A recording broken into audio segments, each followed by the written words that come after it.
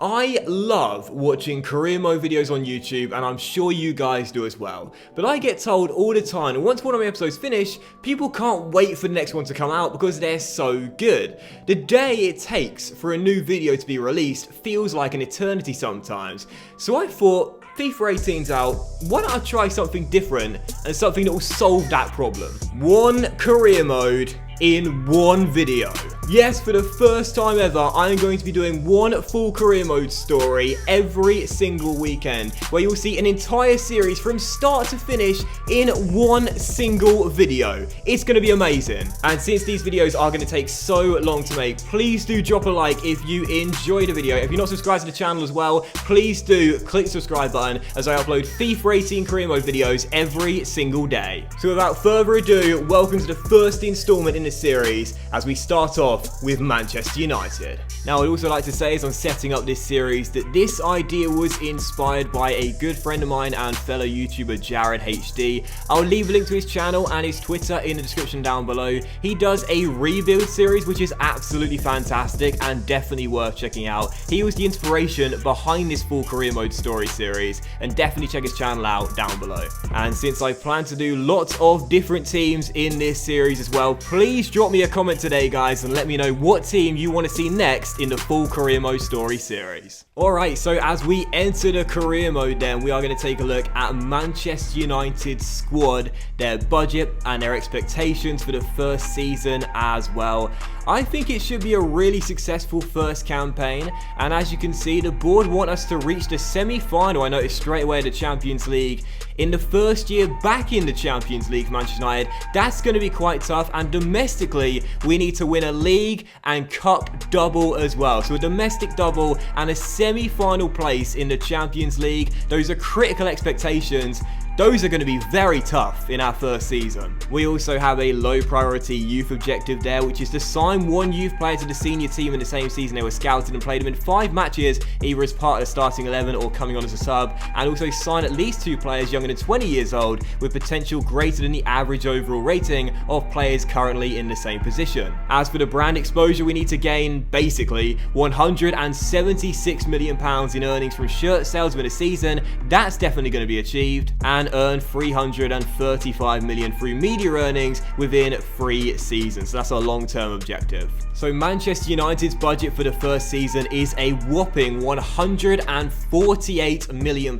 With alterations to the wage budget, we're probably looking at a little bit lower than that, maybe around £130 million, 120 to 130 million pounds, but it's a huge monster budget anyway for the Red Devils in our first campaign. So I can't wait to dive into the transfer window and start making some new signings. But as for the current squad, let's take a look at the setup. It's a very, very good team, and whilst we still can improve it, I'm loving it already. So this is probably the best first 11 we can assemble with Manchester United in the first season based on rating alone.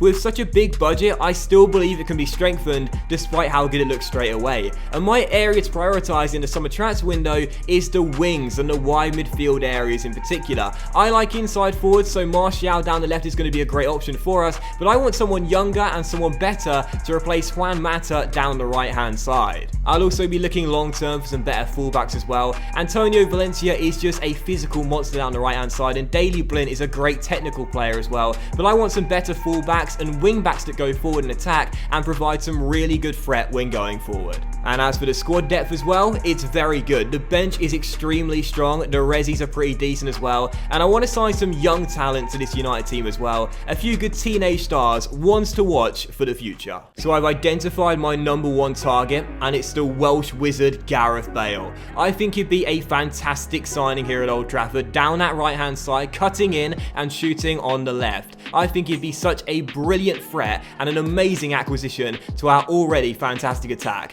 Let's go straight on with a bid and see if we can get him to come to Old Trafford. Now, the player has a release clause, and we could pay the £126.1 million fee. However, I'm going to try and get him a little bit cheaper than that, even though we can't afford him. So let's see if we can get him for under £100 million. It'll be a very tough thing to do, but I still think it's possible. So let's see if we can do it. So we are going to offer a transfer fee straight away. He's valued at £61.5 million. We're going to go in with an £80 million bid right off the bat and see what Zinedine Zidane says. So Zidane says he wants £113.2 million for us to take Gareth Bale. So I'm going to propose a new transfer fee and take off 13.2 mil and go straight with £100 million. And hopefully this time he'll say yes. And Zinedine Zidane says, no, our price for Bale is set. So it's £113.2 million or no deal. It's an awful lot of money. It will be the bulk of our budget getting spent. But I think this is the guy that needs to come to Old Trafford to make us a major threat in Europe once again. £113.2 million, I'll say yes, I'll take him. So now let's go in with a contract for Gareth Bale. He's currently on £320,000 a week at Real Madrid, which is an absurd amount of money, and I wouldn't be surprised if he wants a pay increase as well. This is going to be tough. So we've just agreed on a squad role, which is a crucial first team member, and now we're going to offer him a contract length for 4 years as well. I want to go to 5 years, but I'm not sure his agent will accept it. So let's take a year off our initial plan, go to 4 years, and see what he says. That is exactly what they're after, which is fantastic.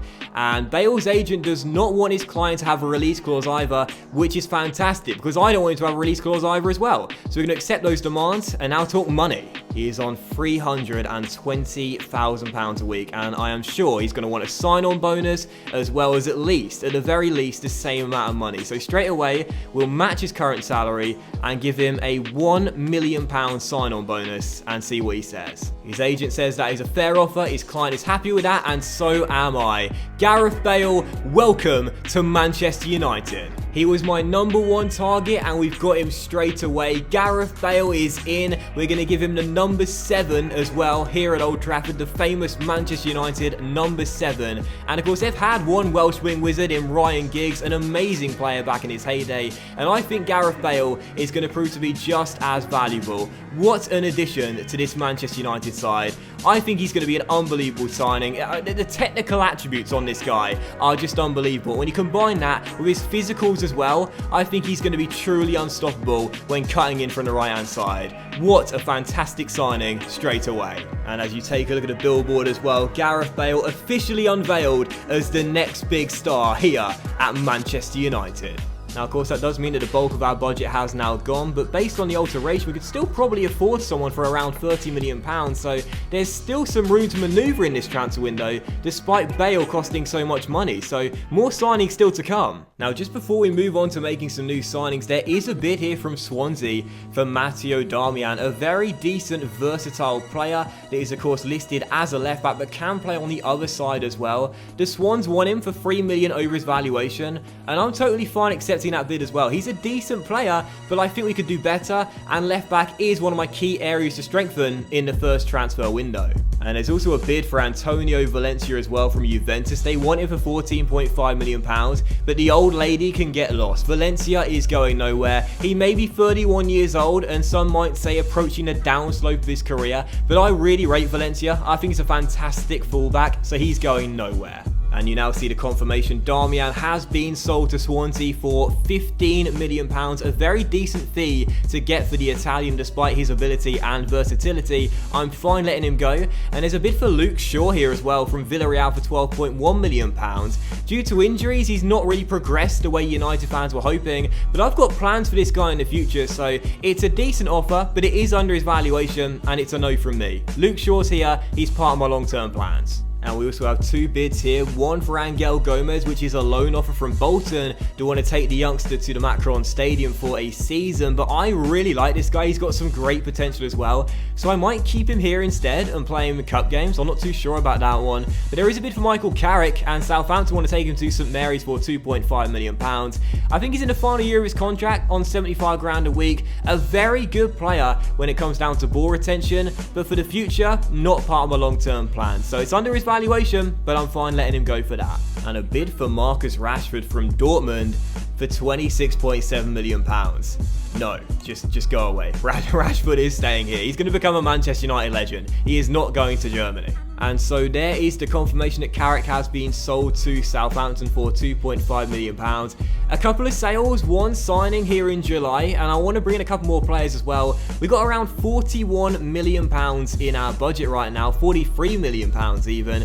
There's plenty of time remaining though before the transfer window slams shut, so I'm not going to panic buy and bring someone in I'm not too keen on. I'd rather wait and see if we can get some more funds through selling more players and then look for another big target of mine to bring into Old Trafford. So yet another bid for one of our senior English players. Chris Hughton wants to take Ashley Young to Brighton for £2.75 million.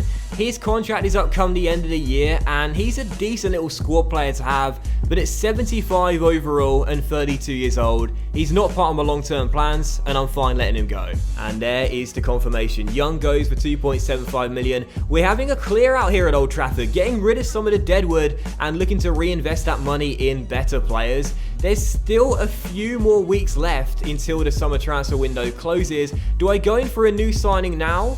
Or should we keep on trying to raise a little bit extra cash and then go in for a better player?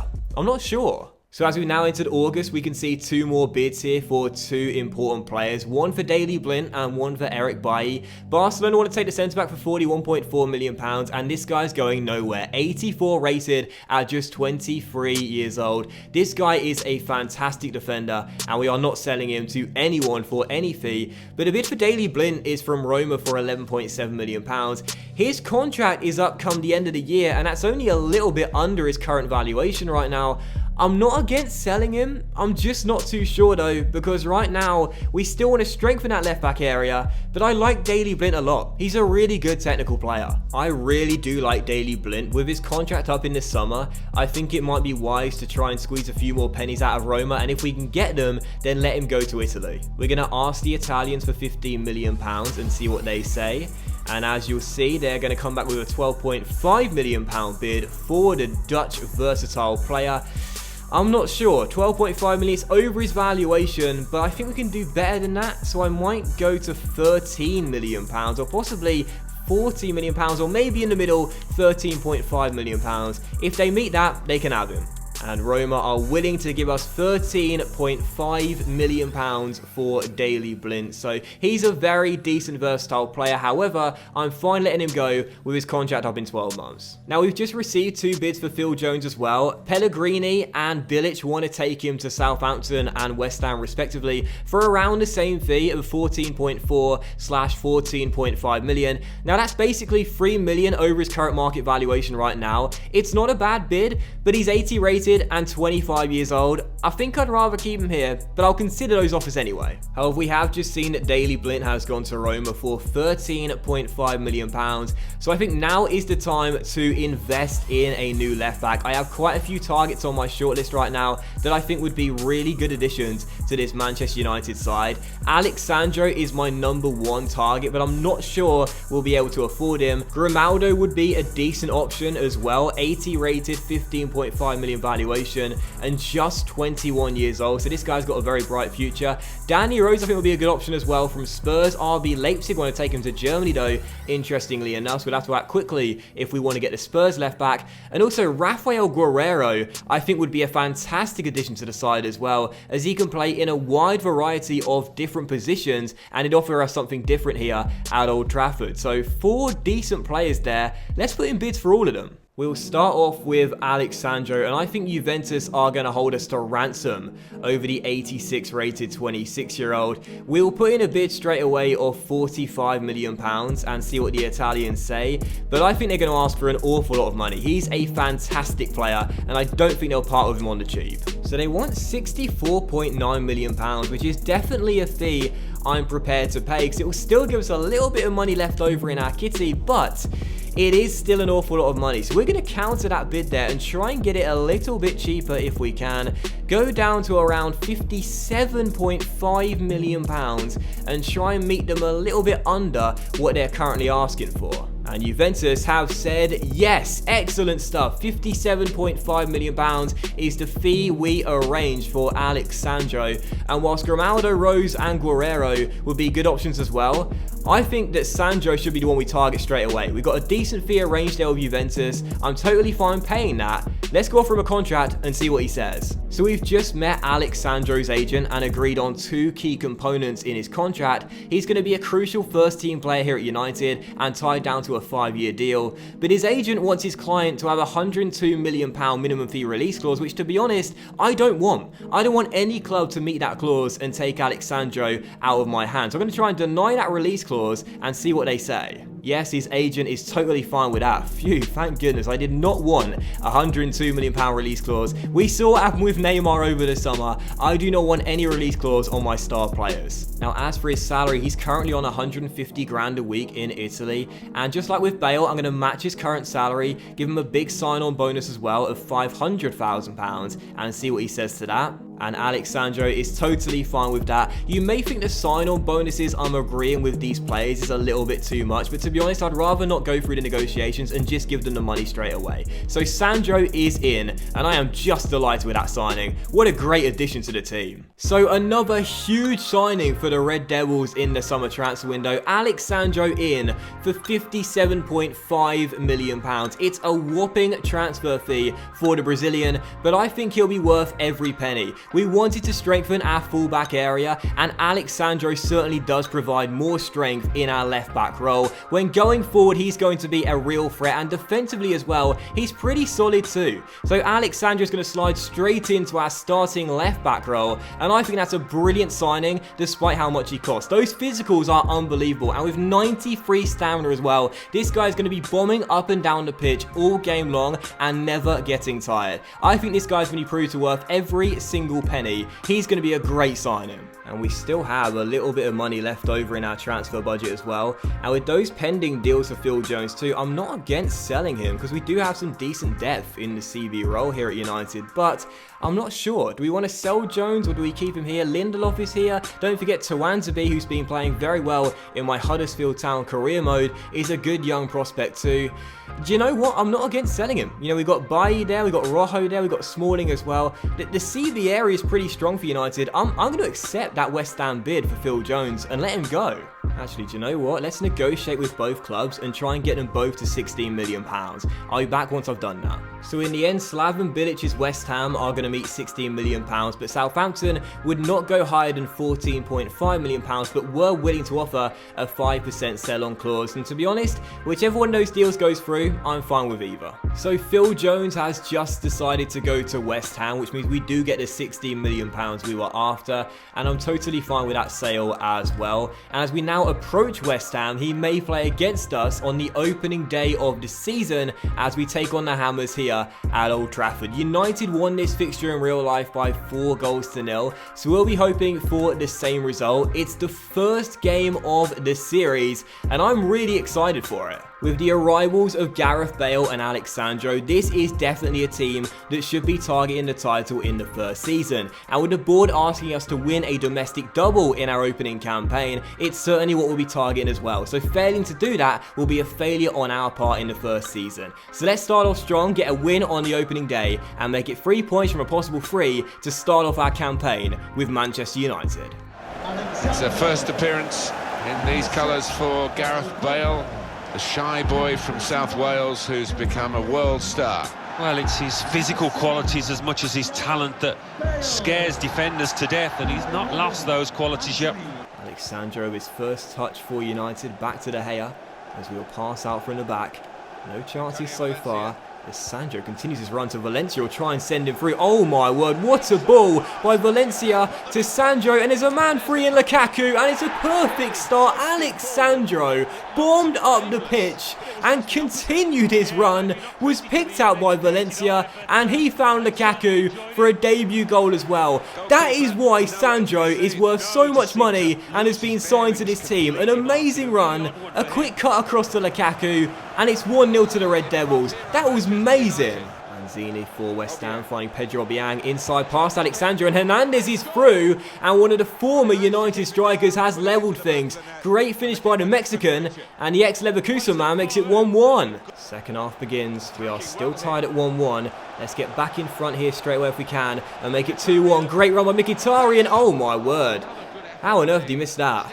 Cannot believe that. He was through, and somehow put the ball wide the post. He's on the ball again, looking for Lukaku. Now this should be 2-1, and Lukaku makes amends. He says, don't worry about it, Henrik, I'll take it, and put us back in front. Romelu Lukaku bags his brace, and we take the lead once more. So there it is then. It's a winning start for Manchester United. Not quite as convincing in real life, but some real positive signs, especially when going forward. So after the win over United, I've put 2 right backs on our shortlist. Hector Bellerin from Arsenal and Michele Weiser from Hertha Berlin. And I would really like to sign the Spaniard, as much as it would pain the Arsenal fans to see him here at Old Trafford. But I just don't think we'll have the money to afford the transfer fee and his wages as well. So I'm going to put a bid in for the German instead. He's not my #1 choice, but I'll go for him instead. And hopefully we'll get Michele Weiser as a backup right back in the first season for Valencia, and then in the second season taking over as our first choice right back. So Hertha Berlin won a £17.3 million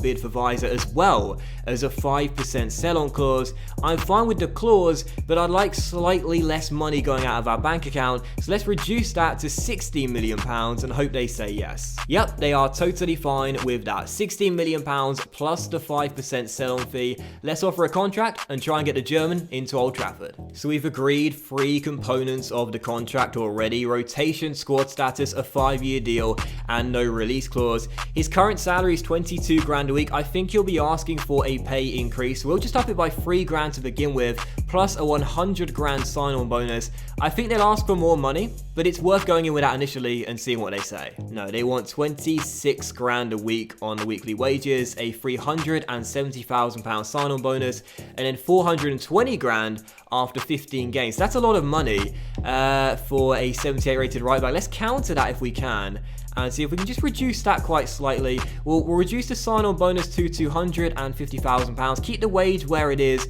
but also with the bonus after 15 games, we'll put it down to 10 games, but try and reduce it to 300 grand. So it's still quite a lot of money to pay, but I'm fine parting with that if Weiser and his agent is no, they want more money. 27 grand a week and a 370 grand sign-on bonus.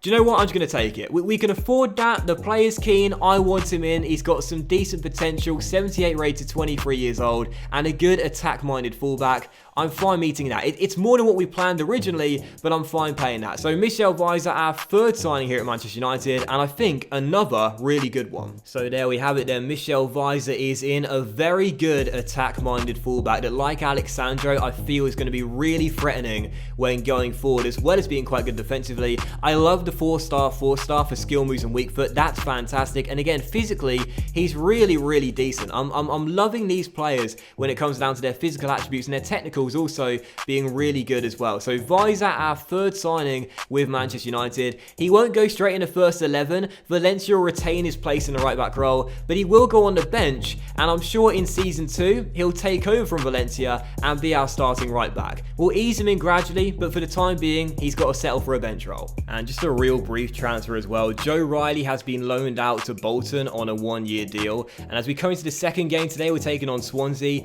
Just want to let you guys know I'll not be playing every single game. We'll be doing a lot of simulation as well, but the difference between this series and Jared's rebuild series as well is, whilst he simulates all the games other than the Champions League final once they get there, we'll be playing an awful lot of games as well as simulating them as well. So second game, Swansea away. Let's make it 2 wins from 2 to start the season. Pogba brings it back and finds Mkhitaryan, and Mkhitaryan storming forward here, takes it around his man with a ball roll, tries to get inside. Excellent run from Mkhitaryan, and Fabianski can't keep it out as the former Dortmund man puts us in front early. Swansea 0, United 1, and we strike 16 minutes in. 6 minutes to go, still 1-0. Very poor game this one, but if we get a second goal here, it is good night Swansea. Bale on the ball, looking for a teammate. No one's making a forward run. There's someone, Marcus Rashford on the ball. Sandro has space to attack down the left-hand side. He'll play it in into Mata. Mata plays it inside to Ibrahimovic off the bench for his first of the year, and that will do it. Swansea 0, Manchester United 2, and the points are in the bag. Well, we've made improvements from the first game of the season, this time keeping a clean sheet but scoring 2 goals once again. 3 points once more for Manchester United, back-to-back victories to start the campaign. That was mandatory, and I'm pleased that man is off the mark this year too. So after the victory, going to make one decision here before the transfer window slams shut, and that is to recall Andreas Pereira, who is currently on loan right now at Valencia, playing his football at the Mestalla, a very decent young option, someone who can play out wide and also through the middle as well. This guy only has 3-star skill moves, which really surprises me. I thought you'd get 4-star minimum, but 3-star skill moves, 4-star weak foot, with some decent attributes, 77 rated at just 21 years old. I want as much depth as possible in this United team because I have a lot of games to play this season, so I'm going to recall Pereira and get him back from Spain. So now we have 2 simulated games to end August. The first is a Caravel Cup game against Bristol City, where we've won by 2 goals to 0. Although I did see an injury for Mata, which I'm not happy about. How long is Juan going to be out for? 6 weeks with a torn calf muscle. That's the danger of simulating games, man. You seem to get an injury every other game. And our next one is at home to the 2015-2016 champions Leicester City, back in the Premier League. I actually attended this fixture in real life. Let's see if we make it 3 wins from 3 to start the campaign off in the league. Yes, we do. 4-0 thumping victory. And that is going to do it for the first summer transfer window of the series as well. We've got around £6 million left in our budget, but I'd rather save that cash until January and then look to reinvest if we need to, if we're not performing to our expectations. But for the time being, I'm happy with what business we've done. Spent £186.7 million on 3 players in Gareth Bale, Alex Sandro and Michele Weiser. Had a bit of a clear out as well, and I'm liking how this Manchester United team is shaping up for the future too. So deadline day ends, the transfer window is over, and I'm really satisfied with what we did. And so this is the table as we will end August. Chelsea and Manchester United, the early pace setters, with identical records, as Chelsea right now are top of the table on alphabetical order. Spurs have had a very bad start to the season though, just 1 point picked up in their first 3 games. I'm sure that'll improve over time, but not a great beginning for Poch's boys. So September is here then, the first month outside of the transfer window, and it's a really big month for Manchester United as well. Quite a busy one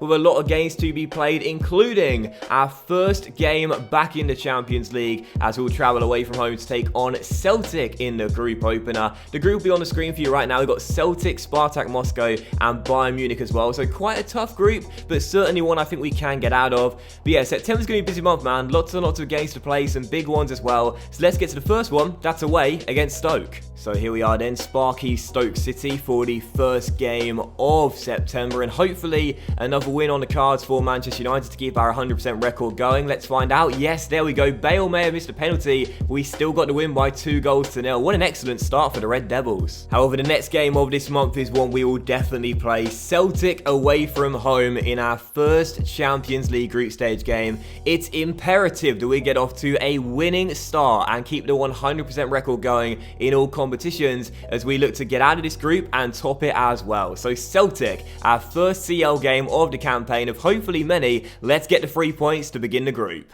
Tackle by Sandro through towards Matic. Can we get the first chance of the game right before half-time? In a very poor first 45 minutes this, as Pogba finds Sandro, releasing Rashford down the left-hand side. Great chance here to cut inside. It's Rashford. It's Marcus Rashford. Surely 1-0 Manchester United. Marcus Rashford with the goal. And that's why we said hands off to the Germans in the summer transfer window. He stays here and he fires us in front just before the break. Matic controls and spreads it out wide towards Sandro. He's got the goal scorer Rashford through here and he finds him. Could be a carbon copy for our first goal. Rashford cutting in from the left and finding the back of the net. Marcus Rashford with another fantastic strike, and it's 2-0 to Manchester United. Points in the bag. So that will do it then. 2 goals from Marcus Rashford give us an opening game victory in the Champions League group stage. We wanted to start off with a win, and we did as well. A big 3 points to begin the campaign in the Champions League. And Bayern unsurprisingly beat Spartak Moscow by 4-0. So these are the two teams that will be going for top spot in the group. Who's going to come out on top though? So next game, and we are welcoming Wayne Rooney, Manchester United legend, back to Old Trafford for this one as we take on Ronald Koeman's Everton. We've got 4 wins from 4 to start the campaign off, the only team now left with a 100% record. Let's not let it slide here and make it 5 from 5 to start the season. Let's go. Sigurdsson for Everton. And the Icelandic midfielder gives away. Now Matic finds Mkhitaryan. A great chance on the break here. But Mkhitaryan looking for a supporting run. He's got Lukaku going through. It's Romelu Lukaku. His shirt's getting pulled there, but he still got to the ball first. And Joel Robles makes an incredible stop. Valencia's throw to Bale. Valencia continues his run. It'll be a dummy run though, so we'll give it to Pogba instead. And Pogba has Lukaku looking to get behind the back line. He could be through here, Lukaku. He could be through. He could be through. Romelu Lukaku against his former club makes it 1-0 and puts us in front. It was coming, and now we got it. If anyone was going to break the deadlock today, it was going to be either Romelu Lukaku or Wayne Rooney, and I'm so glad it was the former. As Everton are attack down left-hand side with Schmelter finding Sigurdsson, and Sigurdsson into Wayne Rooney, who has a dream return to Old Trafford, scoring against his former club and equalising right before half-time. Well, the fans here have seen Rooney bang him in a red shirt for so many years, but now it's a blue shirt where he scores here at Old Trafford. A nice finish for his second of the year. 1-1, and it's all square once more. We've still got lots of time to get back in front in this game, but a little bit concerned our defence was breached so easily there. But here is Bale, who's been played through by Valencia. Great chance here for Bale. Oh, yes, getting Gareth Bale with the finish. Puts us back in the lead. That's the first goal I've scored of him, and a lovely strike. Schneiderlin to Sigurdsson. Good chance here for Everton to battle back once again and get back on level terms, and they've done so as well. Martina played through, and it's put into the back of the net with 8 minutes to go, and Ronald Koeman's side may have stolen a point. It looks like Everton will be the first team to take points off us this season, and there is the final whistle. 2-2 at Old Trafford, a thrilling contest, but our 100% record is gone, and I'm very disappointed. So 4 games to end the month of September. The first is in the Caravel Cup away at Villa Park against Aston Villa, and we have lost by 2-1. We're out. And the second is away at St Mary's against Southampton, and we have responded. A 3-1 victory, and we really needed that after back-to-back games without a win. The penultimate game of the month is at home to the Russian Spartak Moscow in the Champions League, and it's another win by 3-0. And the final game of the month is at home to Roy Hodgson's Crystal Palace without a win in the Premier League, both in the game and in real life. And no surprises, we get the 3 points. 2-0 the final score, and a good way to end the month of September. So as we end the month of September, these are the standings. We are top of the table in the Premier League with City just behind us by 3 points. West Ham are the surprise package right now in 3rd place with 16 points picked up. But for Arsenal, not the best of starts for the Gunners, just 2 wins in their first 6 games. But for Spurs, even worse. No wins in their first 7 and in 19th place. A really poor start for Poch's boys. And in the Champions League, it's just like we expected. Bayern and Manchester United in 1st and 2nd place with 2 wins from 2 to start the campaign off. These two will be gunning for top spot come the end of 6 games. Just not sure who's going to take it though. I'll settle for 2nd, but I want 1st. So to start the month of October, we have some bad news to begin with. Marouane Fellaini suffered a training injury and has a broken metatarsal. That's going to set him back for about 2 months. And that's a bit of a shame because the Belgian may not be in the first 11 on a consistent basis, but still a key member of our squad. And that's a real shame to see him injured. And as for the month's fixtures, well, not too many games, 4 in total. We got Liverpool away at Anfield. That's a big one to start off with after the international break. And then we got Bayern Munich in the Champions League group stage as well, away at the Allianz Arena in one of the 2 big games of our contest. So 2 big games start the calendar off. Then we've got Huddersfield away and out of form Spurs at home as well. Just the 4 games. We'll play the first 2, simulate the second 2, and hopefully make it 4 wins from 4. So first game, Liverpool away at Anfield, and with City breathing down our necks, we need to keep on winning and keep a gap between us and our rivals. So big game here away at Anfield. Got to get the 3 points and maintain this very good start. Our main feature today on EA TV comes from England, it comes from Anfield. It's Liverpool against their great rivals, Manchester United, and it's live.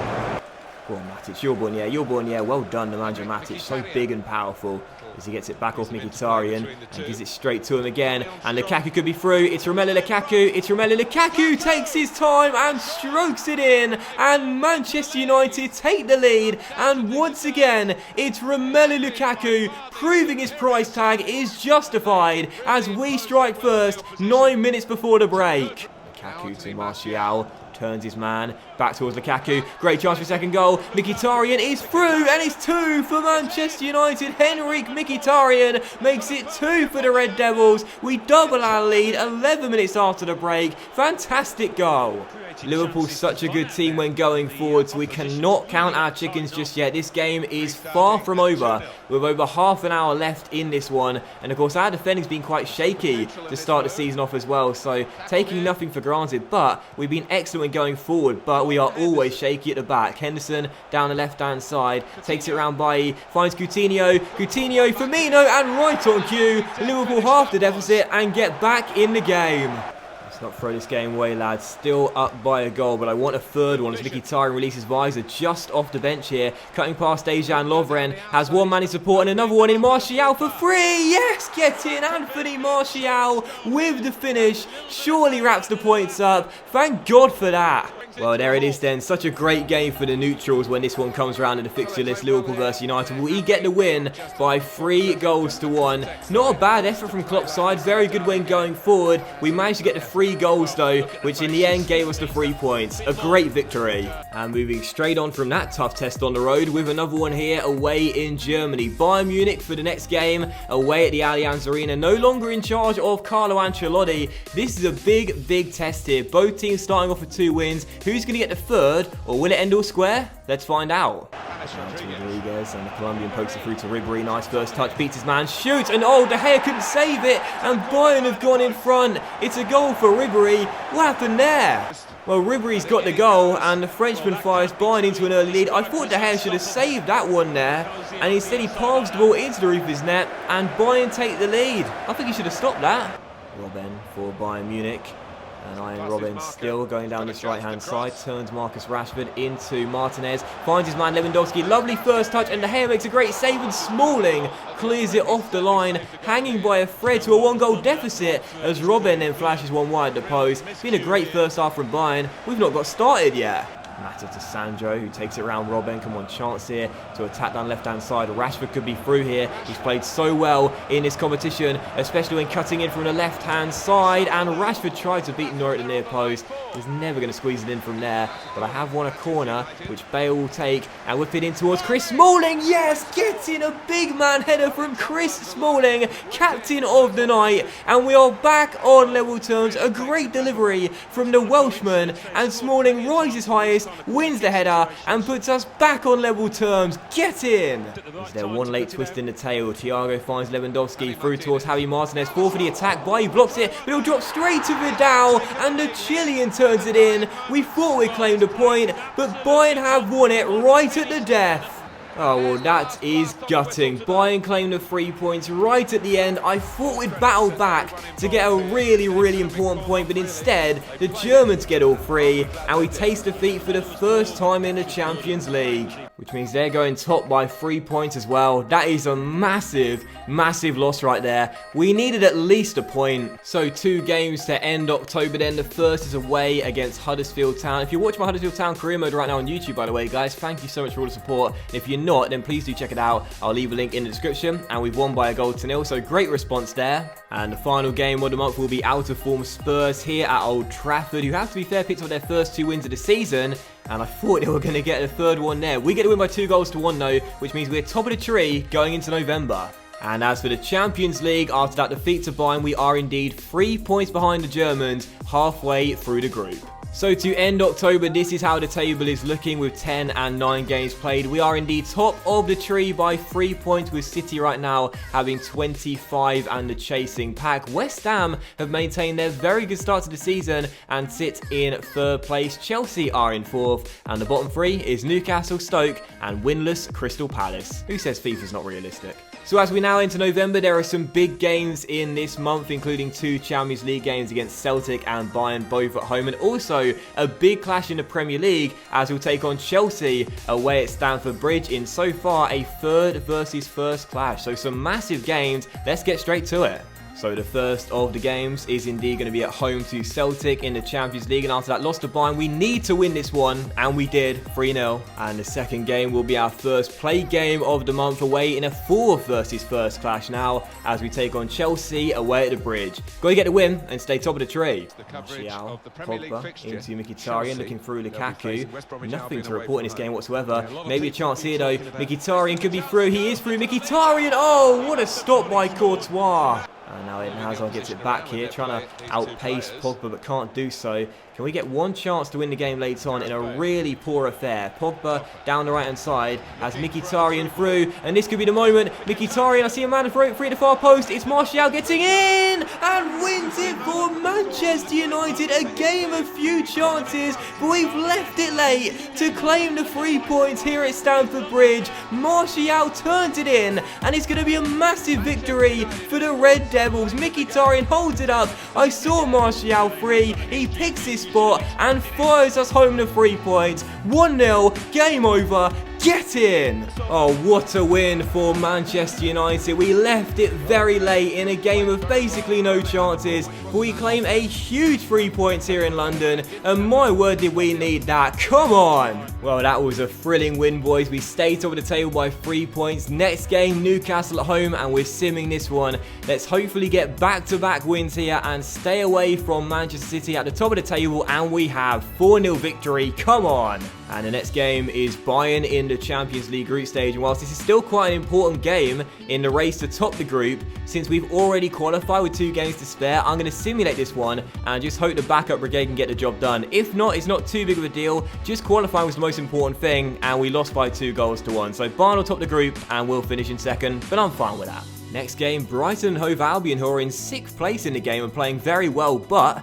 we've beat them by 5-0, so delighted with that. And our final game of the month, Watford away at Vicarage Road. They're also in very good form this season, sitting in 5th place, but it's another win for the Red Devils as our crusade to the title continues. Mkhitaryan with the only goal of the game as we end the month strong and top of the table. And so to end the month of October, we are still top of the table and the only undefeated side in the division with 13 wins in our first 14 games. City are 6 points behind us, but do have a game in hand right now, but it seems as though it's going to be these 2 Manchester sides going for the title come the end of the season. And as for the bottom 3, it's Huddersfield, Everton and Crystal Palace, as Ronald Koeman's side continue to struggle in the game as well as real life too. And in the Champions League, as a reminder, 1 game to go, but of course our position is secure. 2nd place is the best and worst we can do. We made it through, but won't top the group. So we have now entered the final calendar month of the year as December is underway in the career mode. There are some big fixtures in this month and plenty of action as well.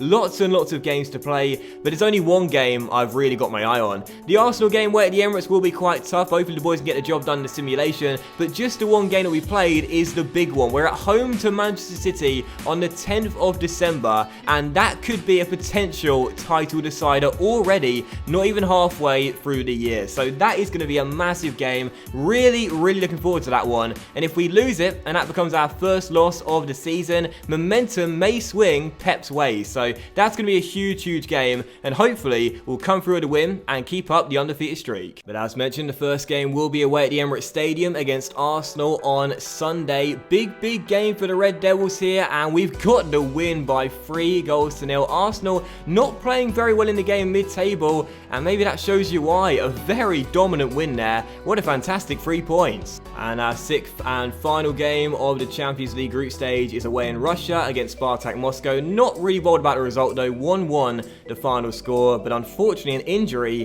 for Lindelof. Hopefully that's not too serious. So not a serious one then, just a 7-day injury for Lindelof with a pulled groin, and that's fine. But this is the big one. Manchester City in the next game. 6 points separating the sides as we're top of the table. We've got the better goal difference record as well. But Pep's side are going to be our closest threat to the title this season. So we've got to come through and get the win. Massive Manchester derby with so much at stake. Not even halfway through the season. Let's come through and get a huge 3 points and extend the gap at the top of the table to 9 points. Let's get it done. Well, it's very early in the season, but we have the top 2 involved today, and it could have a lot of significance down the road a ways. Stay tuned as we bring you all the action from Old Trafford, and it's live. Manchester derbies are so often classics and full of magic, and this should be no exception based on the start of the season that both teams have had. Martial through for the first chance of the game and puts it into the back of the net. What a start for the Red Devils, a brilliant strike, and we have the lead just 13 minutes in. We're coming for that title, Pep, and you are not standing in our way. Both teams are going for that crown come the end of the season, and we want to be the ones lifting it come May. And Martial with a lovely cut inside from the left, finds the back of the net and beats Edison to give us the lead. What a great start. Brilliant tackle by Martial, good chance here for a second. Mkhitaryan has space and finds Lukaku, surely for 2, yes, get in. Romelu Lukaku doubles our lead in the first half and puts us 2 goals up. This is the game where we make a statement that we are the best team from Manchester and the best team in England. Mkhitaryan through to Lukaku and Big Rom fires it past Edison, who probably should have stopped it, but we don't care. 2-0 United, 6th for the year. Just the one negative to this first half, and that is that Bale is still hobbling from an early altercation as De Bruyne tried his luck, but De Gea had everything behind it. Hopefully that's not a serious injury for Bale. I'll take him off at half time, but that's a little bit worrying. Bale has been a key member of our squad in this first half of the season, obviously, and a big money signing might be out for a couple of weeks, it seems. Mkhitaryan is through and shoots as well. Edison makes the save and Bale goes down. This time gets up, still 2-0 though. We have been brilliant in this first half, absolutely fantastic. We know what's at stake and we want these 3 points as Valencia goes for goal. Oh my word! Well, I said we've been brilliant, and that is the icing on the cake in a fantastic first half display. No wonder he's taken a bow. You deserve to. What a strike. Matic out wide towards Valencia, spreading the play, and the right back, who we know is good at distance strikes from this season, lets fly from range, and Edison, who could have possibly saved the second goal, had no chance with the third. An unbelievable goal. What a fantastic first half. Pogba through towards Mkhitaryan, a good chance here for a 4th goal. We have been sensational today as Michele Weiser off the bench down the right, feeds Lukaku, flicks it back towards Mkhitaryan, towards Martial. It's 4! It is 4 for Manchester United. This has just been quite remarkable. What a display. It's Delph to Kevin De Bruyne. And De Bruyne now takes it around Paul Pogba, and the Belgian can strike, and we know that, and he proves it right there. KDB restores a glimmer of hope for City. I think it'll just be a consolation. Nice strike, 4-1. Rashford to Mata, and a chance here for a 5th goal late on. If I can play Lukaku through. Stones playing catch up. Lukaku has one man to beat in Edison, the goalkeeper. Try something fancy. Totally messed it up, but it's a penalty. And it's a red for Edison. I didn't even think it was a penalty at first, but the referee's given it. I mean, Edison did fly in to Lukaku, to be fair, and I was trying to be fancy. Claudio Bravo is going to come off the bench, and a chance here to make it 5. Martial, unfortunately, has been taken off, so can't get his hat-trick, so Lukaku will take it. I am absolutely awful at penalties this year, so not expecting much, but I found the back of the net. 5-1, points are in the bag anyway, and that is the icing on the cake. Sandro to Matic, can we get a 6th goal? We get a 6th goal, we get a 6th goal, yes we can. Oh my word, 6-1 in the Manchester derby. Last time I said that, it was City that had the win, 6-1 at Old Trafford, but instead it's us. What a display, what a performance, and like I said in the first half, Pep, we're coming for that title, and you are not standing in our way. What a win. This was quite unbelievable, and revenge for all those years ago back in 2011 when City won here 6-1. Now we beat City by 6-1. What a brilliant performance and a big statement. And the injury for Bale in the end is just a 5-day one, then he's bruised his elbow and will not be out for too long, and that's really relieving as well. Bale's put in some great performances early in his Manchester United career. I did not want to see him out for weeks or months because that could possibly disrupt our whole season. So we are going to simulate the rest of the games in December, starting with this one one at home to Eddie Howe's Bournemouth, and we got the win by 3-1. And next up is Tony Pulis's West Brom away at the Hawthorns, and this is a 1-1 draw. Krychowiak with a late equaliser for the Baggies. And next up is Leicester away at the King Power Stadium, and we've lost for the first time this season. 2-1, Musa and Mario Gaspar with the goals, Lukaku bagging a late one. But it was in vain. Leicester become the first team to beat us in the Premier League this season. Well done, Craig Shakespeare.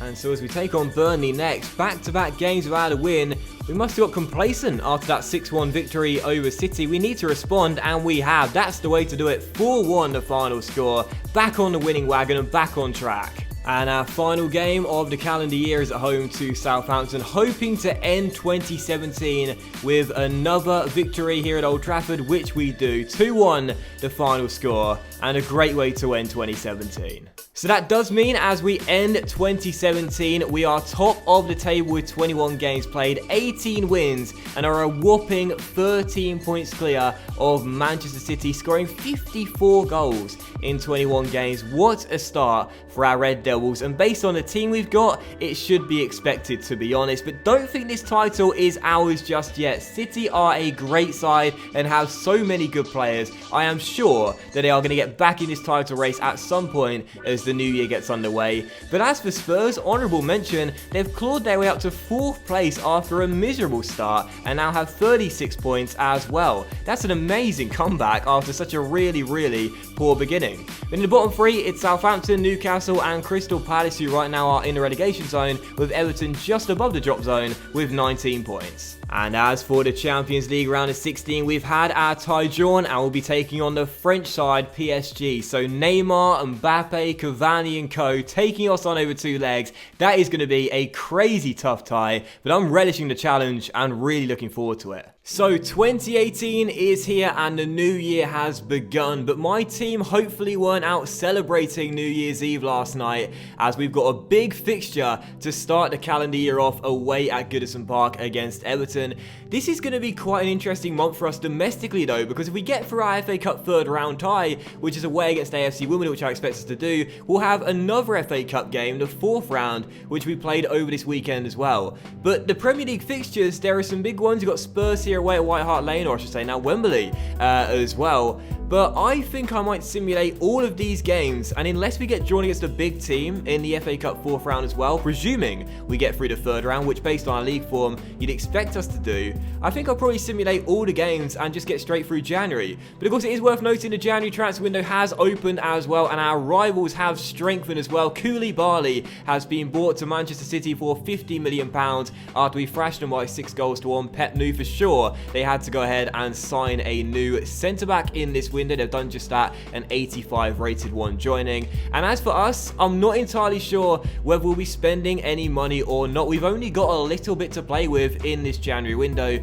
just 4.23 mil in total. We do have the wage budget alteration though, which could give us a little bit more money as well, maybe around £10 million, but I'm not sure. Maybe we'll leave the money in the budget, maybe we'll sell someone, maybe we'll sign someone, I'm not sure. But I guess based on our form this season, I know we slipped up a couple of times in December, but based on our form this season, I think really it will be silly to mess with a winning formula. When you take a look at the team and how it's been progressing, I really do like it. You know, we've been so dominant this year domestically, of course getting through to the round of 16 in the Champions League as well. Look, we could make a sale, we could sell someone like Mata perhaps, who has his contract up coming the end of the year, or maybe Fellaini, who I think we gave a new contract to off camera, I'm not too sure, but someone who's not always in the first 11, Jesse Lingard for example, and then reinvested in a new player. But I like the squad, I want to keep the core here because we're playing so well right now. But the first game is going to be away at Goodison Park against Everton, not playing too well this season in the game. Hopefully though, we'll get a win here and make it 3 in our last 3 in the Premier League. It's a Monday night kickoff and we have won by 2-1. So a big win there to start the calendar year off. We cannot allow City to get back in this title race. And so our second game is the FA Cup 3rd round tie away against AFC Wimbledon. Now of course don't forget the board want us to win this competition as well as the Premier League too, and despite how well we've played in the league, cup football's a straight knockout, so you just never know. We should be able to get through. There's a week's gap between this game and our next Premier League games. We should be able to get through, but I've got a little bit of a doubt in my mind here going to this one. I'm not entirely sure. And well, right on cue. It's a very unconvincing win. 1-0, Matic sealing it late on. And that is not convincing at all. Is this a sign we're slowing down? Hope not. We've just seen as well that Cristiano Ronaldo has won Player of the Year for Real Madrid. We would love him back at Manchester United. And going into season 2, maybe, you never know. He's 32 years old now, but clearly showing no signs of declining in terms of his ability. And his manager, Zinedine Zidane, was Manager of the Year as well. And we do now have a bid here for Chris Smalling's Athletic Bilbao want to take him to Spain. But whilst this guy's not always in our first 11, I'd rather keep him here. And Stoke City have approached to sign Marouane Fellaini, and they want to take him off our hands for next season on a pre-contract. Oh, I think I might give him a contract, but I might just let him go. Actually, he's 29 years old now, and he's not part of my long-term plans. I might let Sparky take him. If he wants him, he can have him. However, it has now just made me realise that we better give a contract to Mata, because Fellaini's a good player. I think Fellaini was made a scapegoat when he first signed for Manchester United really, really badly, mainly due to the David Moyes connection. But Fellaini's a very useful player, man. Very, very useful player. But I think I'll let him go to Stoke if you want to take him. He's now 30 in the game. But as for Mata, he certainly can't go. I really, really love Mata. I think he's such a great player. He's a really intelligent player as well. If you watch this guy live, his movement is just absolutely wonderful. A football purist will really appreciate Juan Mata. And his contract coming at the end of the year, I'm going to go ahead and offer him a new one. And what's he on right now? 170 grand a week on a 6-year deal. So what we'll do is delegate the renewal. I did this for the other players that had their deals that come the end of the year. And we will offer him 170 grand to begin with, go no higher than 250 grand, and yeah, it's a 3-year deal, 170 grand, and I'm totally fine with that. Also, just real briefly, props to EA for this as well, because doing negotiations is fun, but to delegate them and, you know, basically theoretically let your chief executive sort them out is fantastic. A real time saver, and fair play to EA. That's a really nice little additional feature. And as you can see, there is now confirmation that Marouane Fellaini is going to join up with Mark Hughes next season from season 2 onwards, and join Stoke City on a pre-contract. I really do like Fellaini. Again, I think he's a really underrated player, gets way too much criticism for my liking, but he's now 30 years old in the game, not going to get any better. So he's off to Stoke, I'm totally fine with that. Cheers for the service, Marouane, and off you go.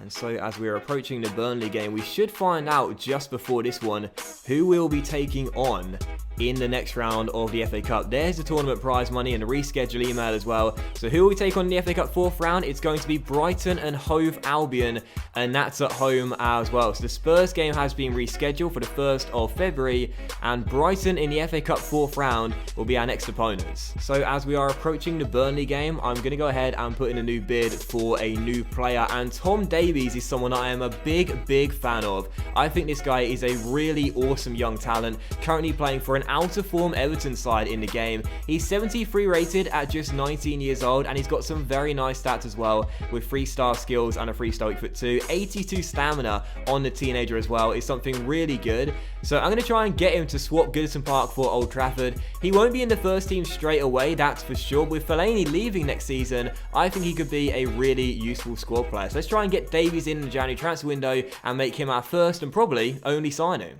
Now we have 9.3 million in our budget right now, and I'm not going to offer all of that. He's valued at £6 million though, so we'll put in a straight £6 million bid and also add our sell-on clause of 10%. And Ronald Koeman says no, he wants £7.6 million, but doesn't want a sell-on clause. So he's going to take the sell-on clause out, but wants 7.6 million. That's 1.6 mil over his current market valuation. And this guy's going to be worth a lot more than that when he hits his peak. So I'm fine meeting those demands, and let's go ahead and complete the deal and offer Tom Davies a contract. Obviously, I could delegate this and let my chief exec take care of it, but since this is the biggest new feature for career mode, I like doing it myself. It's really fun. So Tom Davies' agent wants a squad role of a prospect for the future, which is exactly what I was going to offer him anyway. And now we're going to agree on the length of the contract. I want to tie him down for a 5-year deal, which is the longest you can offer, and that's exactly what they're after as well. We're going to disregard a release clause, hope they say no, and that's okay. But he wants 73 grand a week. That is a big step up from 40.5 grand a week. So I'm going to counter that straight away there and try and convince him to not go as, well, not ask for as much money, because that's an awful lot of money to ask for. We'll give him 19.5 grand extra. We'll try and reduce that sign-on bonus as well to £700,000, because even that is an awful lot of money as well. and see what he says, because Tom Davies' agent wants an awful lot of money from us here. His agent says no, if you're interested in signing my client, you should have no problem paying a wage of 73 grand a week, which, I mean, look, we can afford that, but really, 73 grand a week, that's a big step up, 32.5 grand more than he's on right now, almost double the valuation. But this is a very good young prospect, we can afford it, and since it's a 5-year deal as well, as he gets better and better, we won't have to give him a new contract during his progression. So do you know what, it's a lot more, an awful lot more than I was prepared to pay initially, but okay, fair enough. If that's what I've got to pay to get a very good, talented young English central midfielder, then I'll take it. Tom Davies, welcome to Old Trafford. I think that's a good little sign in there. And it also means as well my manager rating is going to go up, because even though we're not meeting the youth development objectives just yet, we have got one of the two complete for our short-term objective, which is our second objective, which is signing at least 2 players younger than 20 years old with potential greater than the average overall rating of players currently in the same position. So not only does Tom Davies give us some more depth in the CM area, but he also helps us get closer to completing one more objective as well. So let's take a look at Davies' stats now. He's joined up at the team as well. Again, this guy's not going to go in the first 11 straight away. We've got some decent players in this position already, but I think this guy is a really talented young midfielder, man. He's got some excellent potential and could be a really good player in the future for Everton. So I'm glad to now have him at Manchester United. I think he'll be a useful member of our squad going forward and a really good addition. So the next game is away at Turf Moor against Sean Dyche's Burnley, as we are currently 16 points clear with 16 games to go. So as long as we keep on winning, then the title is of course going to be ours, obviously. And a win here could potentially put us 19 points clear as well. And we've got the win by 3-1. We are just on a crusade and dominating the Premier League this season. There was a chance for City to cut the gap to 3 points going into the Manchester derby. That seems like an eternity ago though now, as we continue to dominate and continue to pull away. And as we go into our final game of January, it is Brighton at home in the FA Cup 4th round. I am fielding a fully changed side for this game though, as it comes just 3 days before our match against Spurs in the Premier League. And whilst we're so far clear at the top of the table, I don't want to slow down in our pursuit of the title, and we don't seem to be slowing down in the FA Cup either. A 3-0 victory in the backup brigade. We are through to the 5th round. We are just dominating domestically. However, there was one injury, as Chris Smalling is going to be out for 7 days with a pulled hamstring. Scott McTominay has just left on loan to Bolton for a year as well. Schalke want to take Martial, who has been in unbelievable form this year as well, to the Veltins Arena. Of course, we are going to say no to that deal. And also another bid for Antonio Valencia. Dortmund want to take our right back now for £12.4 million. He's had like 5 bids this season. We are definitely not letting him go, despite him now being 32 years old. You've seen this year, he's been unbelievable for us and a really fantastic member of our squad. So we're on to transfer deadline day now. There's 8 hours to go. We've got basically no money at all, so we're just going to blitz through the day and get straight to February. So as deadline day is going to come to an end, we just loaned out Dean Lee to Blackburn on a 1-year deal as he's off to Ewood Park. You can see the biggest deal of the January window was Paris Saint-Germain selling Edison Cavani to Manchester City for £51.9 million, and actually that helps us out, because whilst Manchester City are doing everything they can to claw themselves back into the title race this season by splashing so much cash around in both transfer windows, we've got PSG in the round of 16 of the Champions League. So the fact they've weakened their attack is really good for us. So we're actually thanking our rivals for strengthening their team but weakening our opponents in the next round of the Champions League. So deadline day ends there. Only one signing in January, one for the future in Tom Davies, but I'm totally fine with that. We're playing so well, we didn't need to make changes, so I'm fine with the team as it is. So as January ends, this is the league table. We are currently still 13 points clear of Manchester City and have a game in hand as well. West Ham are still in the top 4 with 46 points in 4th place and have a game in Chelsea, who are above them on goal difference right now as well. Everton still just keeping their heads above water in 17th place with 23 points, and the bottom 3 has not changed. Southampton, Newcastle and Palace, as things stand, are going down. So February is here, and this could be a really tough and testing month for our Red Devils, with really tough fixtures in all three competitions. We start off with an away game at Wembley against Spurs in the Premier League, and then travel away to St James's Park to take on Newcastle. There's back-to-back home games against Huddersfield and Stoke, but then the first leg of our Champions League round of 16 tie as we welcome Paris Saint-Germain to Old Trafford. But just before that, we'll also have our FA Cup 5th round tie when that stage gets drawn. So what happens with the Stoke game, I'm not too sure. Lots of games to fit into this month, including our final game, which will be at home to Antonio Conte's Chelsea, where if our form does not continue to be good, we could potentially let City back in the title race if we don't get the wins we need in the Premier League. So some very, very tough games to come. Our first one is away against Spurs at Wembley. Hopefully we'll get the win, extend the gap at the top of the table to 16 points, but if we don't, City could potentially get right back in this one, and Spurs have won by 2-0, and Gareth Bale missed a penalty against one of his former clubs as well. A really, really bad start to the month, and Manchester City must be licking their lips knowing now with 14 games to go, they could get right back in this one. I told you guys this title race was far from over, and City have now cut the gap to just 7 points at the top of the table. Whilst we may have 2 games in hand and have a much superior goal difference record as well, do not count Pep's boys out. They are refusing to give up, and with 12 and 14 games to go for both Manchester sides, this could still go down to the wire. This is not over yet. However, if we can beat Newcastle, that will give us some much needed breathing room. So let's get the 3 points here at St James's Park and extend the gap at the top of the table. No! We've lost again, a 2-1 defeat. Martial may have opened the scoring, but Newcastle battle back to win. This title race is far from over, and we may be throwing it away. The deficit now is just 7 points as Manchester City continue to play catch up. We need some breathing room, and that's what we needed. A 5-0 victory against Huddersfield Town. The Terriers brushed aside. Thank God for that, because we were letting this slip through our fingers. The lead was being reduced so quickly. We've now got it back to double digits. Oh my, we needed that. And so as we come in to our FA Cup round of 16 tie away at the Hawthorns, I'm going to field a weakened side for this game as we have PSG in the Champions League in just a couple of days' time. I need my first 11 fully fit, fresh and focused for that game. City are playing in the Premier League on the same day as us right now, so hopefully they'll drop points in the Premier League and we'll make it through. We have just about by 3-2, so into the FA Cup quarterfinals. But how did City get on?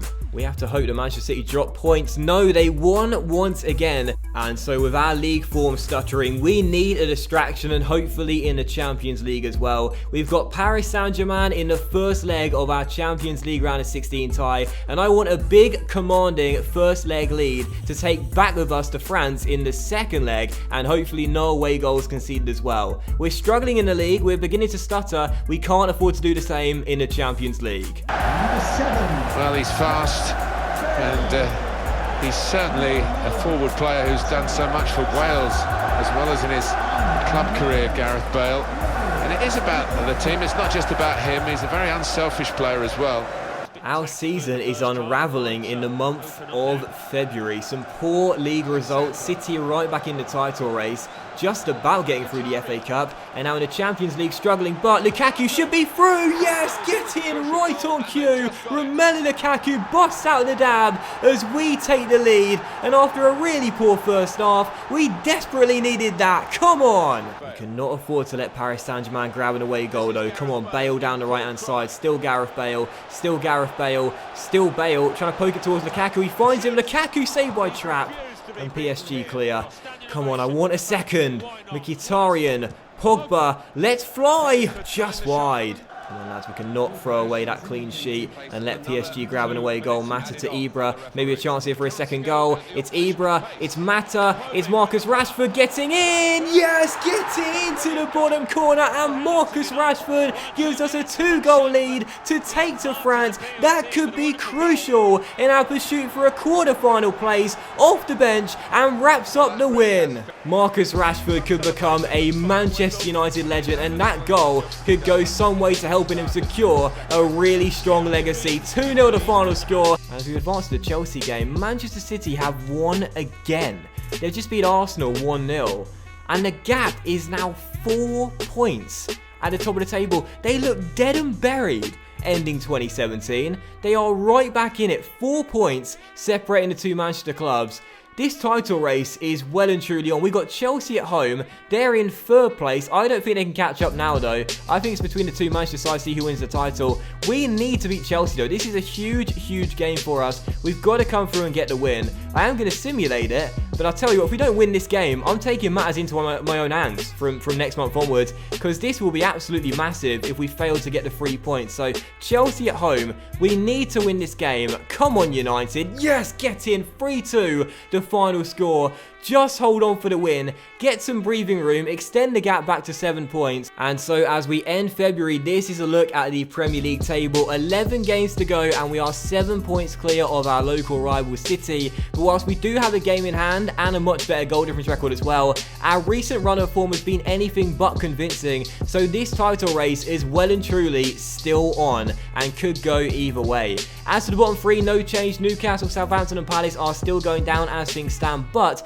Everton just above the bottom 3 on goal difference, and Huddersfield only 1 point clear of Newcastle in 18th as well. The race for the title's hotting up, the bottom 3 is looking close as well. This Premier League season is approaching a business end, and it's still all to play for. And so as we have entered March, we have got some absolutely devastating news, because Eric Bailly has just suffered a training injury on the 1st of the month and is going to be out for almost the remainder of this season. He is such a great centre-back and one of the reasons why we've been playing so well this season, but Bailly now out for a couple of months. Smalling is going to step in, and that is a huge, huge blow. Our defending, I should say my defending, is suspect on its own. So now that Bailly is going to be out for a couple of months and almost the remainder of the season as well, this is a major, major blow to our chances of winning some silverware. So as we enter the month with no Eric Bailly, he is going to miss all of these fixtures this month and some really big games as well, including our FA Cup quarter-final tie away at Villa Park against Aston Villa. And if you remember, they knocked us out of the Caravel Cup at the start of the season. So are we going to experience deja vu and they doing it again? Hopefully not. He's going to miss the second leg of our Champions League round of 16 tie away in France against PSG as well, and a big game against Liverpool at home towards the end of the month. Some really crucial games in all 3 competitions, and our star centre-back is going to miss the lot. However, our first game is away against rock bottom Crystal Palace, so this should be a banker for us, as they've only got 2 wins so far in the entire season. So we need to get a win in this game and try and extend the gap at the top of the table, and we have won it as well. A 2-0 victory for the Red Devils. We really needed that one. But City refused to give up. They just beat Chelsea on the same day by 2-0, so the gap is still 7 points.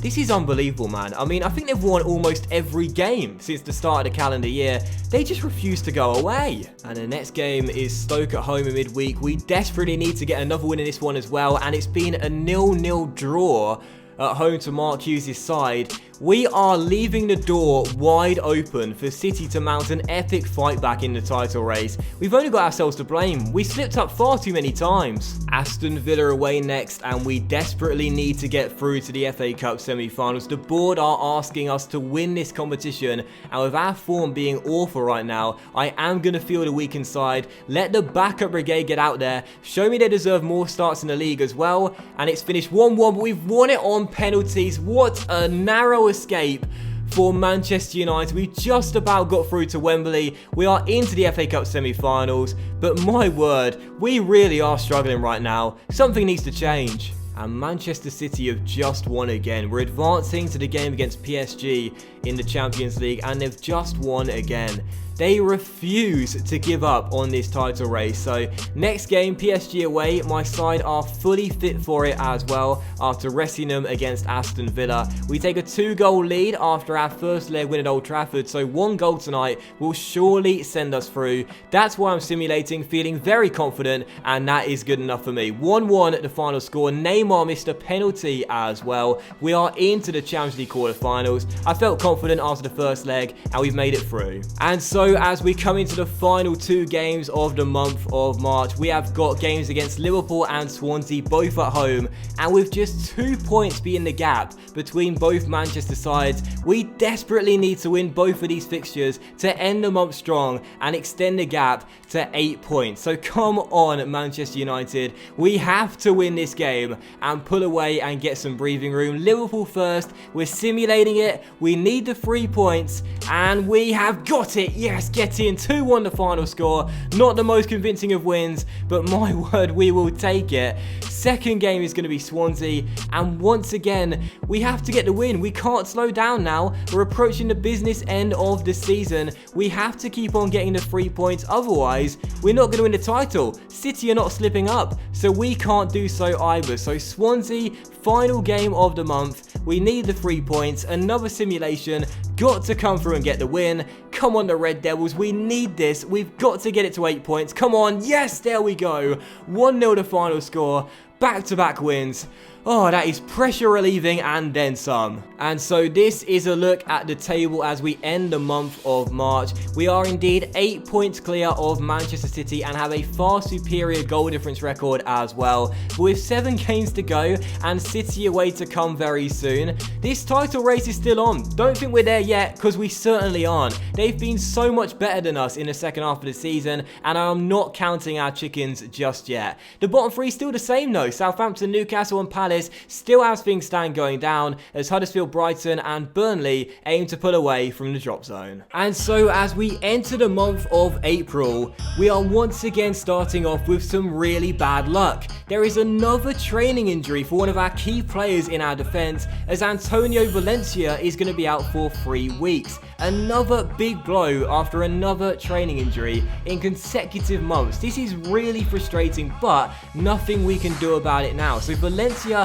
out for 3 weeks, and we also have such a big month ahead of us. He's going to miss some unbelievably crucial games, including the biggest game of the Premier League season, away against Manchester City directly after our game against West Ham. It's a second versus first clash, and after we beat them by 6-1 at Old Trafford earlier on in the campaign, they'll be desperate for revenge and a chance to claw their way back into this title race and blow the race for the title wide open. There's also our Champions League quarter-final tie against Real Madrid, the first one away in Spain and the second one at Old Trafford as well. Sandwiched in between that, a game against West Brom. Our FA Cup semi-final against Southampton's in this month as well, as is a big home game in the league against Arsenal as well. This truly is a make or break month with our Red Devils. Get our form sorted and we'll have a good chance of possibly going on for a magic treble. But if we continue to struggle and look a little bit shaky, this could be the month where our season falls apart in front of our very eyes. It's make or break and we've got to come through. And as we advance to the West Ham game, City actually played before us. I think it's on the Tuesday, and oh my word, for the first time in ages they've dropped points. Everton have done us a massive favour, a 1-1 draw at Goodison Park, which means the gap is now 7 points. And if we win this game, we can get it back to double figures. So come on United, we need to beat West Ham. This, simply put, has to be a win. A golden chance to get the gap back to double digits. And there it is. Get in. A 2-1 victory away from home. Extends the gap at the top of the table to 10 points going into the City game. And whilst this is still going to be a very tough test due to their unbelievable second half of the season form, at least we have a bigger gap between us. And a win in this game will send the gap to 13 points with 5 games to go. And the title will be all but ours. So City away for the next match. It's the biggest game of the Premier League season. Win it and the championship is surely ours, but lose it and the title race is still on. Huge game, got to come through and get the win. Come on Manchester United. What a pivotal game this can be in the season. The top 2 are going to sort it out in a match here and maybe sort out the title in doing so as well. We're moments away from the kickoff at the Etihad Stadium, and it's live. Well, there There was absolutely nothing to report in the first half. Still tied at 0-0. I can't believe how poor and scrappy this game has been. This is second versus first. City in unbelievable form in this second half of the campaign. Us rocking at the top of the table. And there's been nothing going on. It's just been this for the entire game so far. I can't believe how bad this has been. As Mkhitaryan wins it back and finds Matic. Into Pogba. We get the first chance of the game here. Bale on the ball. Looking for Pogba. Finds him. Pogba, surely. Oh, what a save by Bravo. Unbelievable stop by the Chilean. Silva for City. Back towards Ilkay Gundogan. And Gundogan to David Silva. Back towards the German, into Cavani. And now Gundogan to Aguero. And Aguero on the turn, plays it inside. Cavani! 1-0 to Manchester City. And they have the lead just before the hour mark. I told you this title race was far from over. And it certainly isn't. They've gone in front and we could be set to choke away the championship. Cavani with the finish into the bottom corner. 1-0. And I can't believe this. We could be choking away the Premier League title. Well, I'm going to say it right now. If we lose this game, City will win the title. They have been just unbelievable in the second half of the season. It's been basically record-breaking form from them. And it's just been quite remarkable that they've clawed their way back into the title race. And this will be unbelievable if they win. But here's Bale on the run, down the right, cutting in, as we wanted to do. Bale taken down, penalty. Mendy takes him down from behind, and a penalty for Manchester United. Mendy sliding in from behind. He won the ball, but coming straight through the back of Gareth Bale. Correct decision. And a chance for us to level things here with 20 minutes to go. It's Lukaku who scored a spot kick at Old Trafford against Bravo once more. I went to the top right last time. I'm doing it again. It's Lukaku, and it is 1-1. Lukaku with the goal, a huge one. And we are back on level terms. My word, did we need that. I want the win. I want the title. Mkhitaryan to Martial down the left-hand side. He's got the pace. He's got the pace. He might need some support. It's still Martial. It's still Martial. It's still Martial. He doesn't need any support. He does it himself. And Manchester United have turned the game on its head and have the lead with 13 minutes to go. What a turnaround at the Etihad Stadium. Manchester City 1, Manchester United 2. We've come from behind to surely win the game and surely win the title. Anthony Martial has been doing it all season long, cutting in from the left and finding the back of the net, and no exception in the Manchester derby. One of our best players of the year with 15 goals for the season. We take the lead, and from a losing position are surely going to win the game and the crown as well. And there it is, it's all over. Manchester United come from behind to win, and is that the title in the Old Trafford cabinet come the end of the season? City have done so well to get back in this race, but surely here at the Etihad we've put a stop to any comeback. 2-1 the final score. What a win.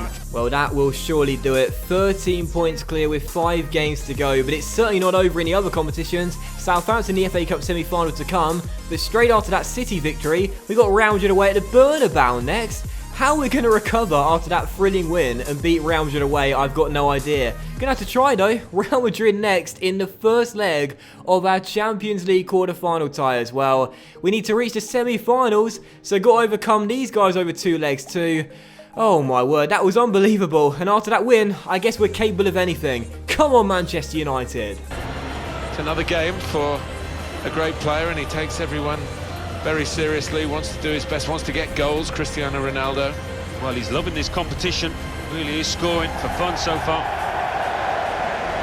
And this Champions League quarter-final tie is being played in broad daylight as well. I mean, maybe the game was moved forward due to crowd trouble or something, I don't know. But for some reason, this game is being played in broad daylight. I don't know what the conditions are, as long as you get the win. But here come Real Madrid for the first chance of the game. Lucas Vazquez towards Luka Modric. And now Benzema. And now Benzema. And still carrying Benzema. Oh, what a goal. What a goal from the Frenchman. And Real Madrid take the lead 27 minutes in. Nothing the hair could do about it. Fantastic strike. Now Lucas Vazquez for Real Madrid. They've started off this game so well as he's down the right and he cuts inside. Alexandro with a tackle though will get the danger away. And now a chance on the break. Mkhitaryan round his man and looking for Lukaku. Stayed onside. This is the moment. Romelu Lukaku. Surely. Oh, what a stop by Navas. What a stop. So, second half begins. We are still trailing by a goal. Missed a golden chance with Lukaku at the break. And he's not been amazing for us this season. So brought on Ibra for a different option. And that's exactly why. What a start to the second half. Zlatan to Mata. We get the away goal. And we're back on level terms instantly. What a great beginning to the second half. To Herrera, finding Mata. See Pogba trying to get into the area there and find a header. Oh, what a save by Navas, and Ibra just can't turn it in. What a block by Ramos, a goal-saving clearance. And Real Madrid remain on level terms. We have started this second half off so well though, as we look to get in front for the first time. Mata tries to catch Navas out, can't do so. 27 minutes to go. This game could go either way. Smalling to Herrera. Looks for Mata, finds him towards Pogba. Chance to win the game. Paul Pogba inside. Pogba. What a goal from Paul Pogba. And with 3.5 minutes to go, we've done it again. Come from behind to win the game. And Paul Pogba is the hero for Manchester United. The Frenchman sent forward from Mata, bearing down on goal, brings out the audacious chip, sends it over Navas and into the back of the net. Real Madrid 1, Manchester United 2. What an incredible first leg victory. This will be at the Bernabeu. Matic, Pogba, and we could be through for a third goal here. Mata is almost out of stamina, that's the problem. But I see Pogba in support. I'll give it to him. It's Pogba for 3-1. What a way to end the game. Paul Pogba brings out the dab with 2 late goals as we come from behind to win it by 3-1. What a way to finish the first leg here in Spain as we take a 2-goal lead back to Old Trafford, and Paul Pogba is the hero. Never rule out this Manchester United team. We are so resilient, we never give up. And what a fantastic way to get the win. We were trailing at the break, but an inspired substitution, bringing on Zlatan, turned the game around for us, and 2 late goals from Pogba give us a great lead going back to Old Trafford. What a win for Manchester United. What a week we could be set for with Manchester United. We beat City away last Sunday by 2-1 in the Premier League. We beat Real Madrid in the week by 3-1 in the Bernabeu. And now, if we beat Tony Pulis' West Brom here on Saturday night, then we are crowned champions mathematically with 4 games to go. So I'm going to field a weakened side for this game. Bold thing to do, I know, on the verge of being crowned champions, but we got round in a couple of days' time. I want my first 11 fully fit for that game, and there's still games remaining in the Premier League, and if we don't do it today, to still win the title. But let's get it done. Come on, United, captained by Fellaini. It's a 2-2 draw, so we've not done it just yet. We're almost there. We're on the verge of being crowned champions, but it's not done just yet. Oh, and some excellent news as well. Valencia returning from injury, not fully fit just yet, but coming back to fitness. And that is really, really important as well for the final run-in in the FA Cup, the Premier League, and the Champions League as well. So not ready just yet, but Valencia, welcome back. We've missed you. We've missed you a lot. So here we go then, second leg of our Champions League quarter-final tie against Real Madrid, and leading by 3-1 after a win at the Bernabeu. Real Madrid must score 3 times tonight here at Old Trafford, otherwise we are going through. So a commanding lead heading into this game. Surely we're not going to throw this away. Surely we're going through to the semi-finals. Let's get the job done and not choke. Come on, Manchester United. We need to get to the semis. Well, we are almost there. What a fantastic win in the first leg, and in particular, the end to that game. 2 late goals from Pogba, giving us a commanding lead now going into the second leg, and what a start! What a start! Lukaku with the finish, 1-0, and that will surely do it now. We're 4-1 up. Romelu Lukaku with a lovely finish, making it 1-0. This is quite remarkable, and he's won it back off Nacho Fernandez straight away. What a start from Lukaku. Mkhitaryan getting inside Ramos with a tackle. He wanted to prove a point, Lukaku. He wanted to prove a point. I subbed him off at half time in the first leg of the Bernabeu because he was awful. Brought on Ibra, changed the game for us. In this game, he wants to prove a point. He's still the top dog up top, and he's proving it right away. What a goal. 1-0. What a start, and surely now we're through to the semis. Surely. As Lukaku's on the ball again here, trying to cut inside and find some space. space to shoot. He's in the mood tonight. He wants to prove a point. Well, I did say the tie was over. Maybe not, because it doesn't really change things. Real Madrid still need to score 3 anyway, as they did at the start of the game. The chance here is Vasquez is inside their area, looking for space, finds Ronaldo, and David De Gea has just pulled off a quite remarkable save to stop Ronaldo from possibly getting Real Madrid back in the tie. Benzema finding Marcelo. Can Real Madrid get a consolation goal later on? Isco, there it is. 1-1 with 10 seconds to go. It won't matter. It's all over. We're going through. But a consolation for Real Madrid. They get themselves a goal. A bow to the away fans, but that's all it is. A consolation. We're still going through. And we will see confirmation of that in just a moment's time, as we could restore our lead late on. And we've done so. Mkhitaryan makes it 2-1, and we'll get the win. What a finish, 2-1, back in front straight after Real Madrid's goal. Not that it matters, of course, but it's still nice to win back-to-back. So 2-1 the final score. We knew we were going through. We're into the Champions League semi-finals. The board are delighted, and so are we. And now we've got our eyes and our target now set on the trophy. Not just the semi-final place, but now we believe we can go all the way. And so our semi-final ties have now been drawn, as we see some more good news. Eric Bailly returning from injury. That is fantastic for the final run-in in all 3 competitions as we search for that magic treble. Who have we got in the Champions League semi-finals? Let's find out. It's going to be Bayern Munich. Now, we lost to these guys in the group stage. They topped us in the group, and we finished in second. It's the first leg at home. No, it's away at the Allianz Arena where we lost. So that is a very tough semi-final tie. And as for the other tie, that will be Barcelona against Chelsea. But for the next game here, we have the FA Cup semi-final as we take on Southampton at Wembley. The winners will take on Bournemouth after they beat West Ham by 2-0 yesterday to reach the final. So whoever wins this game will take on Eddie Howe's side back here at Wembley at the end of May. So we are trying desperately to keep our treble dreams alive. But of course, we don't need to win the Champions League. We've done what we need to do in that competition, reaching the semis, but we are expected to win this competition, so we can't let the board or the fans down. Southampton in the semi-finals, can't slip up now, got to get through to that final. Let's get another big win. Come on, Manchester United. Well, we're down to the last 4 in the Emirates FA Cup. It is the game that's awful to lose, but wonderful to win, the semi-final. Callahan, with a lovely ball through towards Tadic. A good chance here for the Saints with Dusan Tadic on the ball, crossing to the back stick, and there is a free volley for Buffal, who has found the back of the net. Now, this was not in the script. 8 minutes to go before the break, and Southampton have taken the lead at Wembley. It was an amazing goal from Buffal. He hit the ball into the turf. It looped over De Gea and nestled into the far corner. What a finish. As Southampton go in front just for the break, and he could make it 2-0 here. It's Gabbiadini, it's Tadic, it's Dusan Tadic. De Gea makes the save to go straight back to the Rojo, clears it off the line. Well, Gabbiadini, saved by De Gea. What an end to the first half of Southampton, leading by 1. And had it not been for some heroics from David De Gea, there'd be 2 goals up at the break. Well, I cannot believe this. I mean, seriously, we've been absolutely fantastic in the past couple of weeks, but Southampton have said, forget your good form, lads. We are going to win this trophy no matter what you say. As Mkhitaryan, oh, what a goal.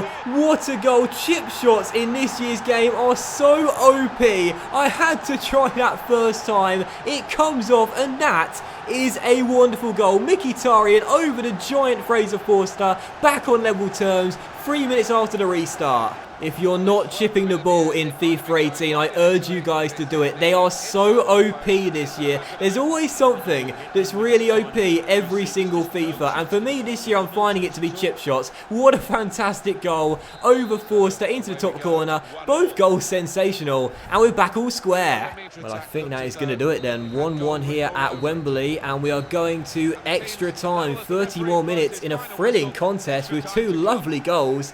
As both sides enter the extra time period all square at 1-1. Who is going to win this game and get through to the final? So one final chance for Southampton to win the game with a corner in extra time. De Gea punches clear, but it will drop to Southampton with Ward-Prowse flicking it back in. Michael Carrick, Tadic, Yoshida! Oh my word!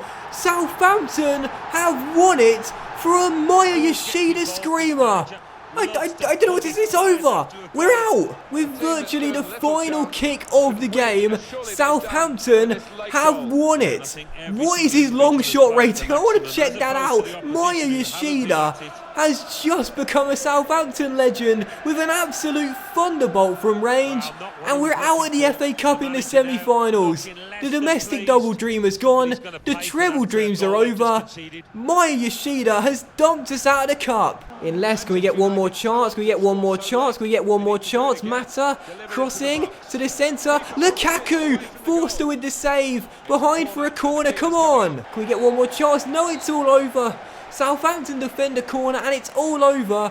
We are out of the FA Cup in the semi-finals. The Saints get revenge after United's EFL Cup win last year at Wembley, and they have dumped us out of the cup to play Bournemouth in the final. The domestic aim has been failed and Southampton have stunned us. Well, I don't know what to say. I mean, I really don't know what to say. We were going for that domestic double. That is a mandatory requirement this season. And we have lost in the semi-final to the Saints. They've got revenge on United after last year's EFL Cup win. And we are out. So the best we can do is a league and European double, which United did do actually 10 years ago after they beat Chelsea in the Champions League final. And actually, we've just been crowned champions of the Premier League because City must have slipped up in one of their games, which barely ever happens. But with 4 games to go, yeah, we're 13 points clear. And, well, if nothing else, that's cheered me up. I mean, we knew we were going to win the title anyway after our win against City last weekend, but we've won the Premier League title. That's done. We wanted a domestic double. We needed to get it, but at least we've won that. The Premier League is ours, and for the first time since the Sir Alex Ferguson years, Manchester United have been crowned champions of the Premier League. And so to end the month of April, we just played 2 simulated games. We lost to Bournemouth and drew to Arsenal, but there is confirmation Manchester United have been crowned champions. And as you can see, the bottom 3 has not changed, I think, since January. Still Newcastle, Southampton and Palace are set to go down as things stand. And of course, once again, letting you guys know the Champions League semi-finals are coming next as we take on Bayern Munich away at the Allianz Arena in the first leg of our tie, as Barca take on Chelsea in the other semi. And after losing to Southampton in the FA Cup semi-finals, I think we need to get to the finals competition for the board to be satisfied now. We reached the semis, that's what they asked for initially, but I think now we've got to make it up to them. Make it through to the final, maybe even go on to win it as well. So May is here, the final month of football with Manchester United, and there are 4 games remaining in the season. We've got Bayern Munich in the Champions League semi-final first leg, first away at the Allianz Arena, then Brighton and Hove Albion away, and then Bayern in the second leg at home as well. The 4th and final game of the month is at home to Watford, where we'll have our title celebrations, and we could potentially have a 5th game if we beat Bayern over 2 legs and make it through to the Champions League final. So first game of the month, and it's a big one. It's Bayern in the Champions League semi-final first leg, and after our win over Real Madrid, I'm feeling very confident despite our loss to Southampton in the FA Cup semi-final. So Bayern Munich, first leg away in Germany. We lost here in the group stage. Now let's right those wrongs, get the win, and get a commanding first leg lead to take home with us going into the second leg next week. Let's get the job done. Come on, Manchester United. Well, here we are, the first leg of the semi-final of the Champions Cup. What happens today could obviously shape the second leg in a few days' time. We'll see. Good interception, now a chance on the break here as Paul Pogba storms forward. He's round Piqué. What a golden chance for United. It's Paul Pogba for 1-0. Neuer makes the save, but Mkhitaryan turns in the rebound, and we strike 7 minutes before the break with the Armenian putting us on front and getting us the away goal we craved. Come on! Tonight, I am not going to be cocky or arrogant. I am all business. We've got ourselves a goal, and now I want a second, and hopefully before the break. Matic to Bale, in to Lukaku. Lukaku back to Bale. What a golden chance. Mkhitaryan's through, but he holds it up and back heels to Martial. Oh, Neuer can't save it because Martial turns it in. 2 quick-fire goals for United. Now let's get a third. We are on fire and looking to avenge the demons we had in the group stage and get ourselves through to the final. What a first half. It was almost a heroic save from Manuel Neuer to deny Anthony Martial from close range. That would have been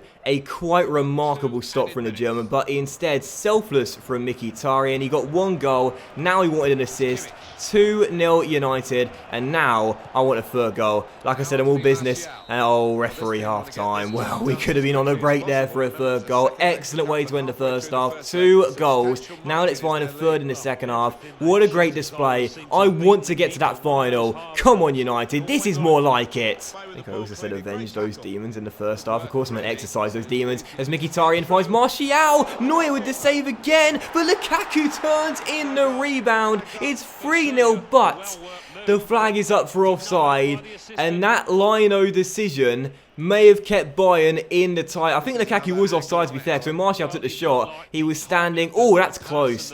That's very close, but just offside. Correct decision. This has been brilliant, though.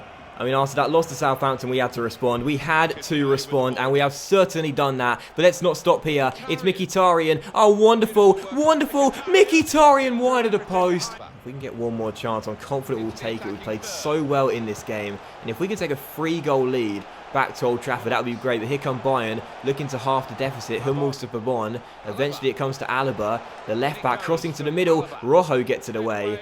And Mkhitaryan first to the ball. And now here we go on the break. I'll try and send Lukaku through here. It's Lukaku against PK in a foot race. I fancy Lukaku to win it. He's going through one-on-one. And he drills it in to the bottom corner. What a performance from Manchester United. We had to make amends after the defeat to Southampton. And we certainly have.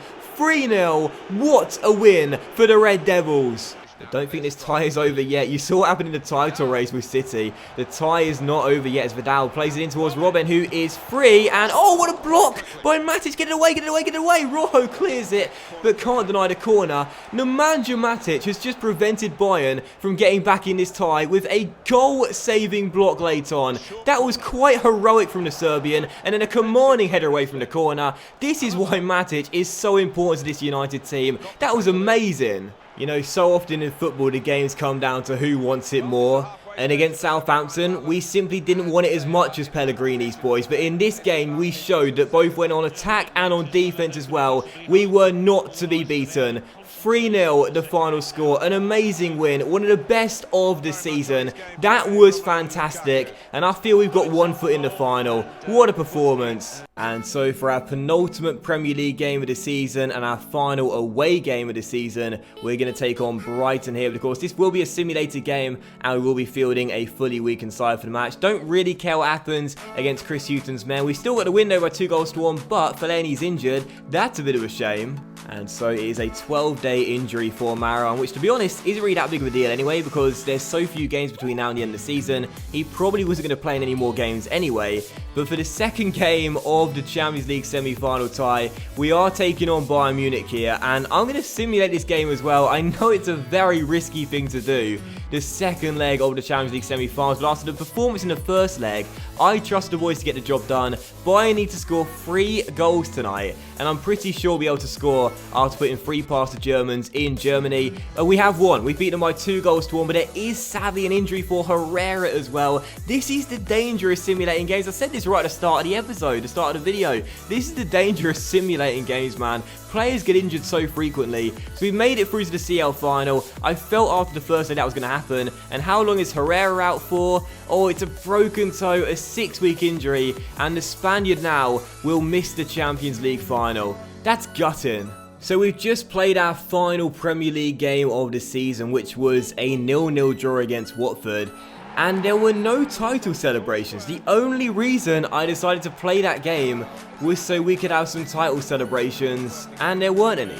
So I'm really frustrated about that, because that's the only reason I decided to go ahead and play the game. But unfortunately, that's just how it is. But it does mean the final Premier League table ends up looking like this. Of course, we knew we were crowned champions, so I guess we didn't even need to lift the title. We knew we'd won the title with 90 points from 38 games, 28 wins, 6 draws, and 4 defeats as well. We had the best defensive record in the division and the best scoring record as well, with 31 goals conceded and 83 goals scored, finishing 9 points ahead of Manchester City City. Spurs finished in 3rd, which is unbelievable really, based on their terrible start. And Chelsea finished in that 4th and final CL spot. Liverpool in 5th, but for Arsenal, a very disappointing season, finishing in 11th place, and the bottom 3 were the bottom 3 for the entire calendar year. Newcastle and Southampton and Crystal Palace are all relegated to the Championship. And so these are the top charts in the Premier League for the players in the 2017-2018 season. Harry Kane won the Golden Boot once more, with Bale being our top scorer with 18. And really it was a team effort for us in the top goal scoring charts. Bale with 18, Mkhitaryan with 15, Martial with 15 as well. Lukaku with only 9 goals this season, not a great return for him. And as for the best assists in the Premier League, Coutinho and Eriksen tied with 12 each, and Mkhitaryan, our representative, with 9 as well. But for clean sheets, that was a United player. David De Gea with 15 clean sheets, won the Golden Glove, and that was a really great season for the Spaniard. And as for the team of the competition, well, we had quite a few representatives. De Gea, Sandro, Rojo, Mkhitaryan and Romelu Lukaku all selected as part of the best 11 in the Premier League. But now the Premier League is out of the way, it's time for the final game of the season, and it's the Champions League final, as Manchester United will face Chelsea in an all-English affair for the first time in 10 years. It's a fitting scenario as well, because of course both teams were the finalists a decade ago in Moscow, where of course Manchester United were crowned European champions on penalties in that thrilling shootout, which featured the infamous John Terry slip. It's been 10 years since Manchester United last won the Champions League. It's been 10 years since they last won a league and European double. So what a fitting way this would be to end the season if we could do it against Chelsea once again. It's the Champions League final, it's Chelsea versus Manchester United, and it's time for the Red Devils to be European champions once again. It's been a season-long crusade, fitted in, of course, with the domestic commitments of both these clubs, but how well they've done in the Champions Cup to reach this final. I wonder who will prevail. We'll find out shortly enough.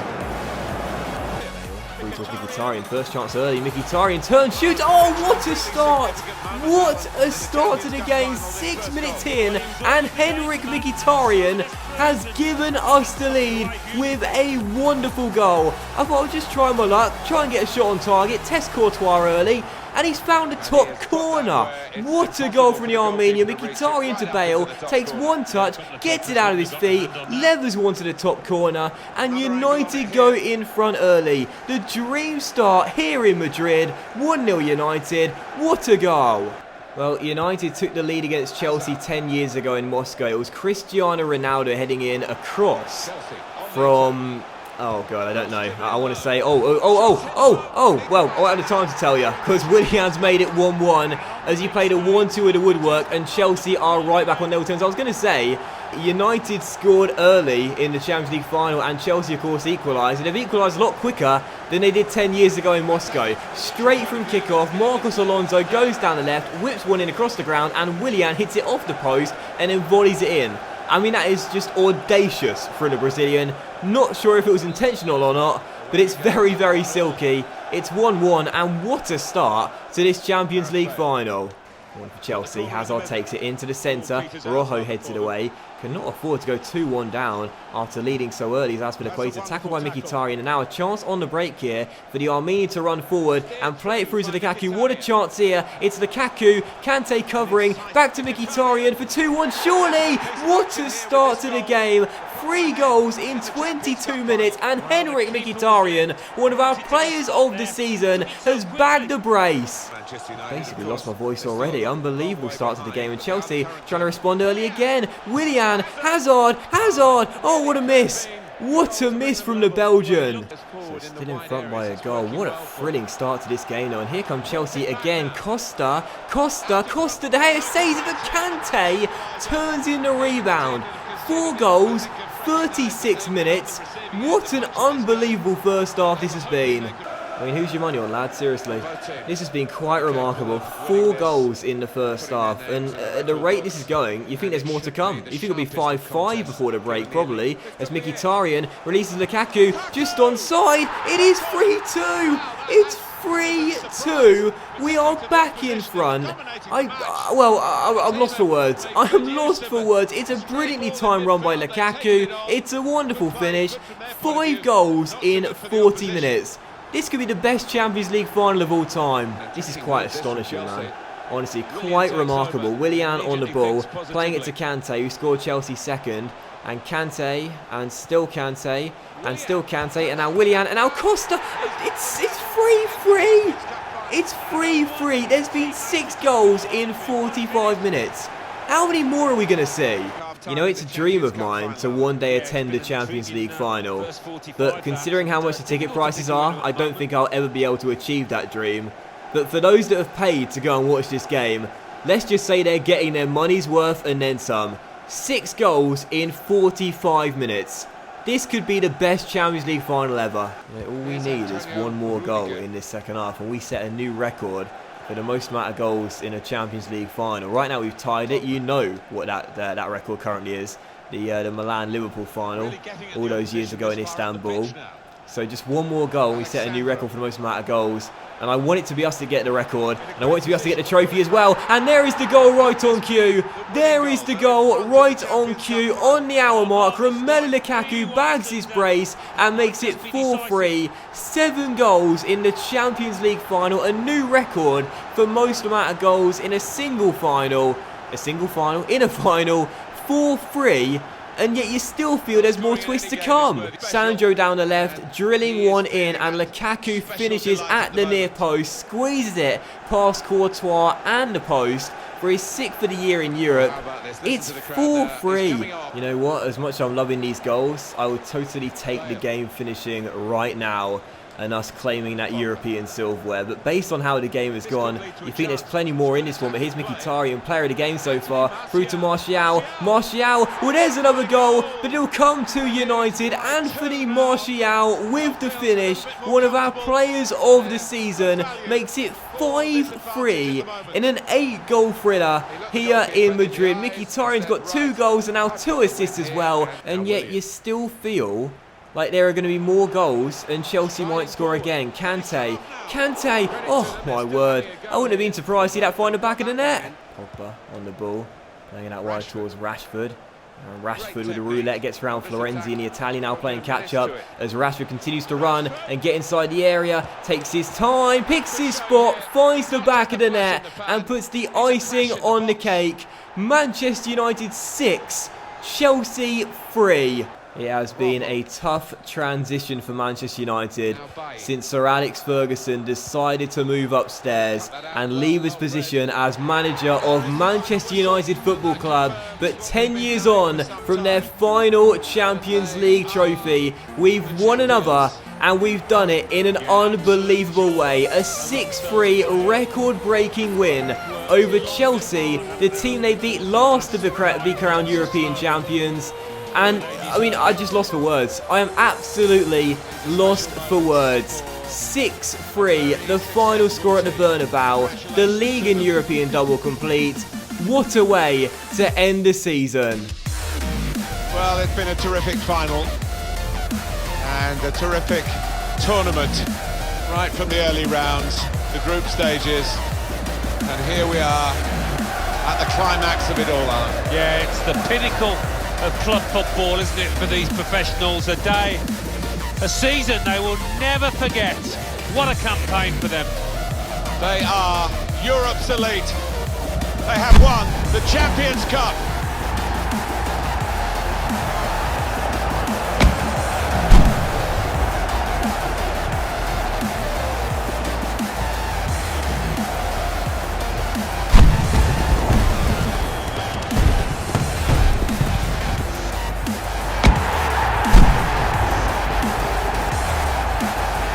It's all part of a very special day, this, isn't it? To go and share the moment with the supporters.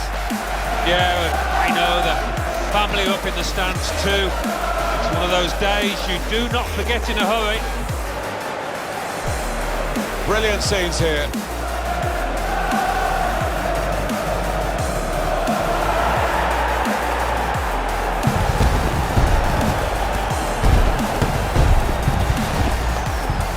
You have to have the team photo. And they're getting ready for it now. Yeah, one of those lovely scenes that you'll hang on the wall back at home.